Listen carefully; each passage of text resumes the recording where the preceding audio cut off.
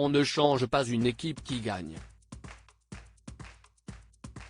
Mais pour autant, peut-on dire que le duo Macron-Borne soit gagnant? Depuis quelques mois, des rumeurs de tensions grandissantes entre le président de la République et sa première ministre font surface. Sous pression depuis le début de la lutte contre la réforme des retraites, Elisabeth Borne a fait les choux gras de la presse à cause de ses puissants sauts d'humeur à Matignon. Aussi, Emmanuel Macron aurait trouvé le candidat tout désigné pour reprendre le poste de la chef de l'exécutif, si celle-ci venait à céder au burn-out avant le mois de juillet prochain.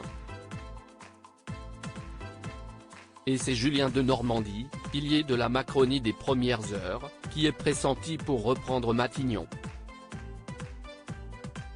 Allié d'Emmanuel Macron depuis le début de sa campagne en 2017, le politicien avait ensuite occupé les postes de secrétaire d'État auprès du ministre de la Cohésion des Territoires, puis celui de ministre chargé de la Ville et du Logement, et finalement l'homme politique de 42 ans a occupé la fonction de ministre de l'Agriculture et de l'Alimentation, jusque mai dernier.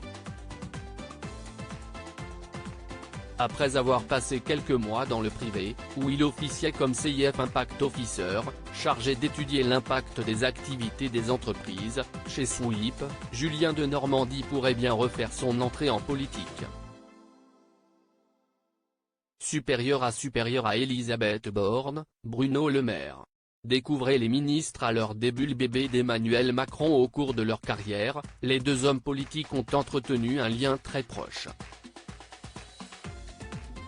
Tant et si bien que le président de la République se considérait comme le père spirituel et politique de Julien Denormandie.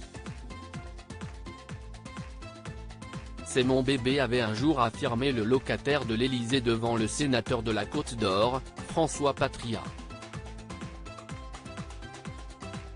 De quoi donner une longueur d'avance à l'ancien ministre de l'Agriculture et de l'Alimentation dans la prochaine course à Matignon. Article écrit en collaboration avec 6 médias. Crédit photo, Bestimage.